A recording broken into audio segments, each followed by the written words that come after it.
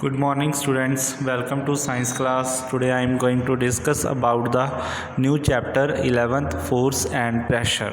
So students, first of all force की ਹੁੰਦੀ ਆ force ਕੀ ਹੈ it is the push or pull of an object। हाँ जी राजी ये कोई push और pull है किसी object ਦੇ ਉੱਪਰ मतलब ਅਸੀਂ ਕਿਸੇ object ਨੂੰ push ਕਰਾਂਗੇ ਜਾਂ pull ਕਰਾਂਗੇ ਤਾਂ ਅਸੀਂ ਉਸ ਨੂੰ ਕੀ ਬੋਲਾਂਗੇ ਕਿ ਅਸੀਂ ਉਹਦੇ ਉੱਪਰ force apply ਕੀਤੀ ਆ। For example, if an object has to be moved, अगर कोई object move हो रहा वा कदों मूव हो रहा ਜਦੋਂ ਅਸੀਂ ਉਹਨੂੰ ਪੁਸ਼ ਕਰਾਂਗੇ ਜਾਂ ਅਸੀਂ ਉਸ ਨੂੰ ਕੀ ਕਰਾਂਗੇ ਪੁੱਲ ਕਰਾਂਗੇ।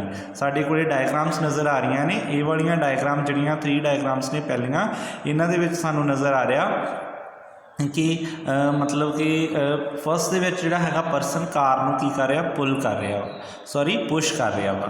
ਦੈਨ ਸੈਕਿੰਡ ਦੇ ਵਿੱਚ ਹਾਕੀ ਦੇ ਨਾਲ ਜਿਹੜੀ ਬਾਲ ਹੈ ਪੁੱਲ ਕਰਨ ਦੀ ਕੋਸ਼ਿਸ਼ ਕਰ ਰਿਹਾ ਵਾ। ਦੈਨ ਥਰਡ ਵਨ ਇੱਕ ਬॉय ਹੈ ਉਹ ਵੀ ਇੱਕ ਬਾਲ ਨੂੰ ਕੀ ਕਰ ਰਿਹਾ ਵਾ ਪੁਸ਼ ਕਰ ਰਿਹਾ ਵਾ। ਐਂਡ ਜਿਹੜੀਆਂ ਸਾਡੇ ਕੋਲ ਨੈਕਸਟ 3 ਡਾਇਗਰਾਮਸ ਨੇ ਇਸ ਦੇ ਵਿੱਚ ਕੀ ਨਜ਼ਰ ਆ ਰਿਹਾ ਕਿ ਤਿੰਨਾਂ ਡਾਇਗਰਾਮ ਦੇ ਵਿੱਚ ਜਿਹੜੇ ਹੈਗੇ ਨੇ ਫਸਟ ਡਾਇਗਰਾਮ ਹੈਗੀ ਆ ਉਹਦੇ ਵਿੱਚ ਵੀ ਪੁੱਲ ਹੋ ਰਿਹਾ ਵਾ ਅਤੇ ਦੈਨ ਸੈਕਿੰਡ ਦੇ ਵਿੱਚ ਹਾਰਸ ਜਿਹੜਾ ਹੈਗਾ ਵਾ ਮਤਲਬ ਕਿ ਉਹ ਵੀ ਪੁੱਲ ਕਰ ਰਿਹਾ ਵਾ। Then third one is 3 boys ਨੇ ਜਿਹੜੇ ਇੱਕ ਰੋਪ ਨੂੰ ਕੀ ਕਰ ਰਹੇ ਨੇ ਪੁੱਲ ਕਰ ਰਹੇ ਨੇ। ਸੋ ਇਸ ਤਰੀਕੇ ਨਾਲ ਜਿਹੜਾ ਹੈਗਾ ਵਾ ਕਿਸੇ ਵੀ ਪਰਟੀਕੂਲਰ ਜਿਹੜਾ ਹੈਗਾ ਵਾ ਅਸੀਂ ਕਹਿ ਸਕਦੇ ਹਾਂ ऑब्जेक्ट है उसकी स्टेट की हो जाएगी चेंज हो जाएगी by force. Clear. Next one is the forces are due to interactions. Forces interactions दे करके होंदियां ने। सो असीं देखांगे कि फोर्सेस किस तरीके नाल जिहड़ियां हैगियां ने इंटरैक्शंस दे करके होणगियां। An interaction of one object on another object result in a force between the two objects। अगर किसी 2 objects के विचकार इंटरैक्शन हो रही है ठीक है तो मतलब कि उसके नाल असीं देखांगे कि उन्हां दा जिहड़ा रिजल्ट होएगा इंटरैक्शनस तो बाद जिहड़ा रिजल्ट होएगा असीं देखांगे कि दोनों ऑब्जेक्ट्स के विचकार की लग रही है फोर्स एक्ट कर मतलब कि कर रही है जिस दे करके वो एक दूसरे नूं की कर रहे हैं इंटरैक्ट कर रहे हैं। समथिंग असीं कह सकते हैं कि कोई चीज़ इदां दी तां होएगी जो दोनों नूं अट्रैक्ट करेगी मतलब कि जिहड़ी इंटरैक्शन होएगी ड्यू टू फोर्स दे करके होएगी। Clear. Then for example if a man stands behind a car, the car does not move। If he pushes the car he applies force and the car being to move in the direction of the applied force। हाँ जी राजी अगर कोई मतलब कि man है car के पिछे खड़ा है ठीक है तुसीं डायग्राम जो देख सकते हो कि कार के पिछे ही एक परसन है जो कि कार नूं की कर रहा मूव करने की कोशिश कर रहा वा। The car does not move but car move नहीं हो रही। इफ ही पुशिज द कार ठीक है पहला वो उसके पिछे स्टैंड किया सीगा बट कार नूं मतलब कि जिहड़ा हैगा उसने जस्ट हथ लगाया होएगा तो कार मतलब कि जिहड़ी मूव नहीं हुई बट फिर वो की करेगा पुश करेगा। ही अप्लाइज फोर्स वो फोर्स अप्लाई करेगा कार के उपर। दैन कार जी हैगी मूव करनी शुरू हो जाएगी in the direction of force मतलब अगर फोर्स साड़ी इधर नूं अप्लाई हो रही है तो कार भी जी हैगी इस same direction they which move हो जाएगी। इस तरीके नाल सारे ही ऑब्जेक्ट रजे अगर असीं जिन्हां दे उपर फोर्स लगाने फोर्स जिधर नूं डायरैक्शन होएगी मतलब जिस वाली साइड मतलब कि उसकी डायरैक्शन होएगी फोर्स की उस साइड वाल नूं जिहड़ी हैगा कोई भी ऑब्जेक्ट मूव करना स्टार्ट कर देगा। नैक्सट साडे कोले आ जांदा इफैक्ट्स की ने फोर्स ऑन एन ऑब्जेक्ट। की इफैक्ट्स पैंदे ने अगर असीं मतलब कि फोर्स लगा दिंदे आ किसी ऑब्जेक्ट के उपर।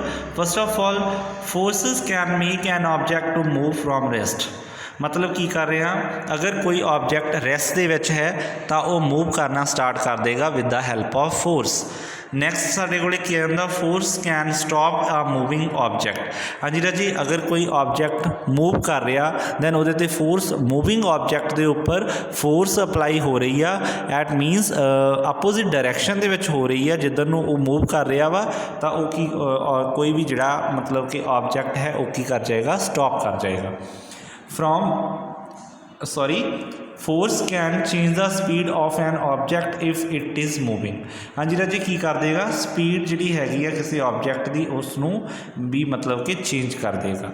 अगर सेम डायरैक्शन कोई बॉडी मूव कर रही है सेम डायरैक्शन वाल नूं जिधर नूं मूविंग बॉडी जा रही है दैन उधर नूं फोर्स अप्लाई हो रही है तो उसकी स्पीड की हो जाएगी इनक्रीज़ हो जाएगी।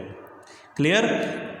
then fourth one is force can change the direction of the motion of an object। हाँ जी राजे फोर्स ਦੇ ਨਾਲ ਜਿਹੜੀ ਹੈਗੀ ਹੈ ਕਿਸੇ ਮੋਸ਼ਨ ਕਰਦੇ ਹੋਏ ऑब्जेक्ट ਦੀ डायरेक्शन भी की हो जाएगी चेंज हो जाएगी।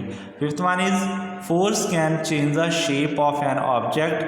फोर्स may cause वन और मोर ऑफ दीज इफैक्ट्स। हाँ जी राजे की आ इन्हां दे विचों एक जां दो जिहड़े हैगे ने असीं कह सकते हैं किसी पर्टिकुलर ऑब्जैक्ट के नाम के उपर अगर फोर्स लगाइए तो इदां दे इफैक्ट सानूं देखण नूं मिलणगे।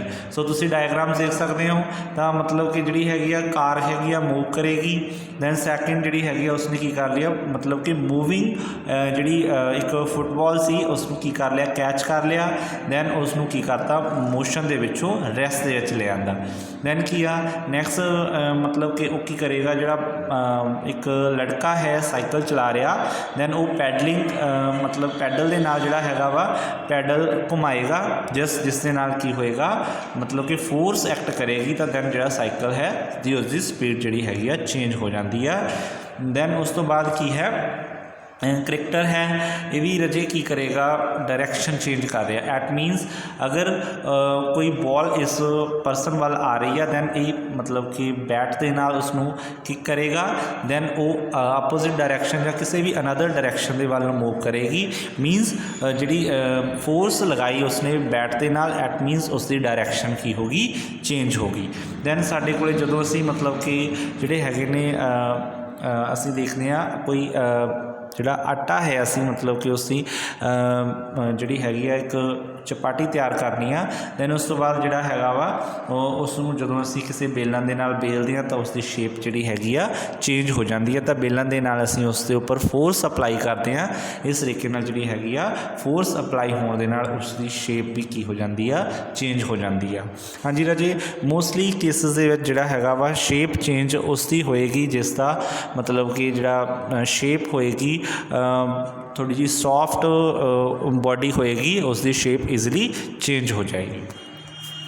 नैक्सट वन इज़ द साढ़े को टाइप्स आ जांदियां ने फोर्सिस दियां। फोर्सिस दी टाइप्स दे विच असीं देखांगे कि दो तरह दियां हुंदियां ने। First of all contact force next one is the non contact force. Contact forces किहड़ियां हुंदियां ने वो वालियां फोर्सिस जिहड़ियां एग्जर्ट हुंदियां ने one object on another by when they are in contact with each other. मतलब जदों कोई दो बॉडीज़ आपस च कनैक्ट होंदियां ने दैन एक बॉडी के उपर फोर्स लगती है तो वह बॉडी जी हैगी आ दूसरी बॉडी के उपर भी फोर्स एग्जर्ट करती है इस तरीके नाल उसनूं कॉन्टैक्ट फोर्स का नाम दिता जाता वा। हाँ जी राजे साडे कोल एग्जाम्पल्स हैगियां ने मस्कुलर फोर्स ते फोर्स ऑफ फ्रैक्शन जिहड़ियां कि एग्जाम्पल्स ने कॉन्टैक्ट फोर्सिस दियां।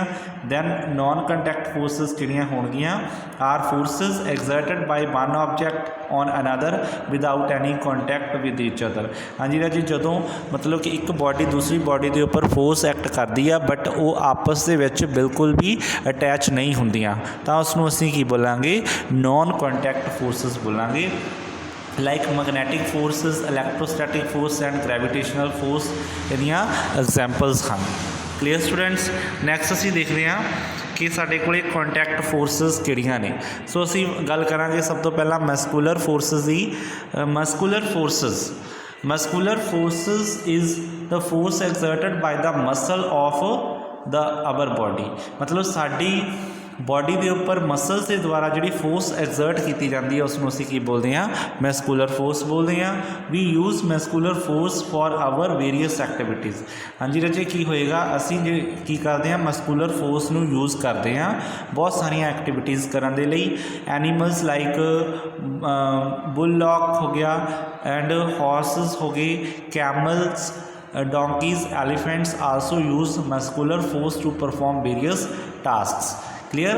तो तुसीं डायग्राम्स दे विच भी देख सकते हो कि मतलब जिवें फर्स्ट एग्जाम्पल है साडे कोले मतलब कि कोई परसन बाईसाइकिल जिहड़ा हैगा वा ਚਲਾ ਰਿਹਾ ਵਾ ਦੈਨ ਜਦੋਂ ਉਹ ਆਪਣੇ ਮਸਲਸ ਦੇ ਨਾਲ ਦੈਨ ਜਿਹੜਾ ਫੋਰਸ ਲਗਾਏਗਾ ਪੈਡਲਸ ਉੱਪਰ ਦੈਨ ਕੀ ਹੋਏਗਾ ਪੈਡਲ ਨੇ ਮੂਵ ਕਰਨਾ ਸ਼ੁਰੂ ਕਰ ਦੇਣਾ ਵਾ ਦੈਨ ਅਸੀਂ ਕਹਿ ਸਕਦੇ ਹਾਂ ਕਿ ਇੱਥੇ ਜਿਹੜੀ ਮਸਕੂਲਰ ਫੋਰਸ ਜਿਹੜੀ ਲੱਗ ਰਹੀ ਆ।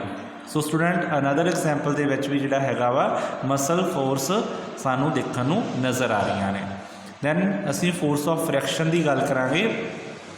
ਫੋਰਸ ਆਫ ਫ੍ਰੈਕਸ਼ਨ ਦੇ ਵਿੱਚ ਕੀ ਹੁੰਦਾ ਵਾ force of friction is the force which opposes the motion of an object over a surface.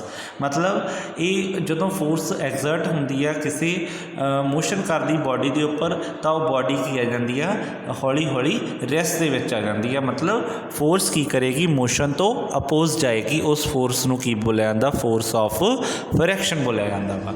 ਸੋ ਸਾਡੇ ਕੋਲ ਐਗਜ਼ਾਮਪਲ ਕੀ ਹੈ a ball rolling on ground gradually slows down and comes to rest due to force of friction।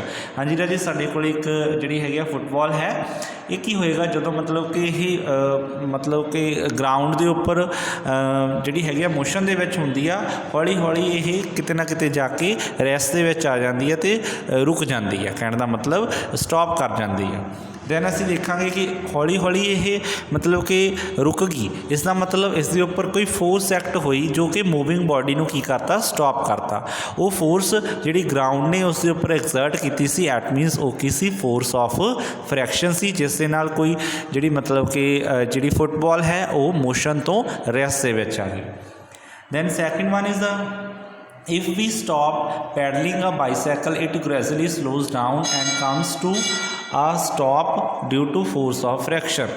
ਹਾਂਜੀ ਰਾਜੀ ਇਹਦੇ ਵਿੱਚ ਕੀ ਹੋਏਗਾ ਜਦੋਂ ਅਸੀਂ ਪੈਡਲ ਜਿਹੜੇ ਹੈਗੇ ਨੇ ਬਾਈਸਾਈਕਲ ਦੀ ਪੈਡਲਿੰਗ ਕਰਨੀ ਬੰਦ ਕਰ ਦਿੰਦੇ ਆ ਤਾਂ ਉਹ ਹੌਲੀ ਹੌਲੀ ਜਿਹੜਾ ਸਾਡਾ ਸਾਈਕਲ ਹੈ ਸਲੋ ਡਾਊਨ ਹੋ ਜਾਂਦਾ ਬਿਕੋਜ਼ ਆਫ ਰੋਡ ਦੇ ਸਰਫੇਸ ਨੇ ਜਿਹੜਾ ਹੈਗਾ ਵਾ ਉਸ ਜਿਹੜੇ ਬਾਈਸਾਈਕਲ ਦੇ ਟਾਇਰਸ ਨੇ ਉਹਨਾਂ ਉੱਪਰ ਫੋਰਸ ਲਗਾਈ ਜਿਸ ਦੇ ਨਾਲ ਜਿਹੜਾ ਹੈਗਾ ਵਾ ਉਹ ਹੌਲੀ ਹੌਲੀ ਕੀ ਆ ਗਿਆ ਰੈਸਟ ਦੇ ਵਿੱਚ ਆ ਗਿਆ। ਐਟ ਮੀਨਸ ਇੱਥੇ ਜਿਹੜੀ ਫੋਰਸ ਐਗਜ਼ਰਟ ਹੋਈ by the road surface that is a force of friction। Clear students? Thank you।